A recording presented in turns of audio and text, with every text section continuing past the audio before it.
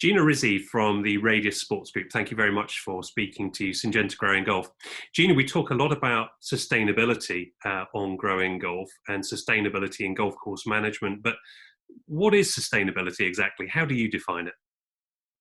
Sustainability, it's a term that maybe has been a little overused. It's one that people don't necessarily understand what exactly the meaning is. But what it means is really it's how do we meet the needs of today without compromising the needs of future generations? And in other words, what are we doing to balance our impacts around the environment, around the community or social sustainability, and economically? So how are we balancing that so that we're not compromising the needs of the future?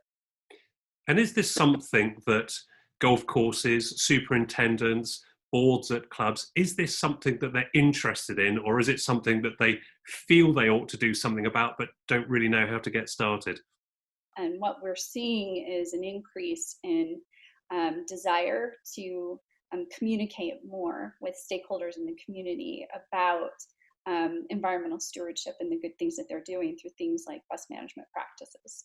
So tell us about best management practices, because I think this is how you are helping golf courses through state associations, through the superintendents associations. This is how you're helping golf courses. So tell us about your work. Yeah. So best management practices are part of, it's basically practices, processes, approaches, things that golf course superintendents or greenskeepers are doing to care for the golf course, and the methods that they're using that are shared best management practices. But overall, it's what is happening right now is the GCSAA, the Golf Course Superintendents Association of America, implemented several years ago an initiative to roll out best management practices nationwide. And by the end of 2020, this year, to have all states have adopted a guide of best management practices for their individual states. As part of that effort, GCSAA initially created a national template that was more broad and kind of generic, that could be used as a basis for states to develop their own guides that are really customized to the legislation, to the regulations, to the climate, to the soils, to the conditions that they have within their individual states. So what we do is we work with individual state associations on consulting around those best management practices in order to develop the guides, which usually is about a 12-month process. And we work with a steering committee of superintendents from each of the states that we work with to help write the sections, to determine what BMPs should be included.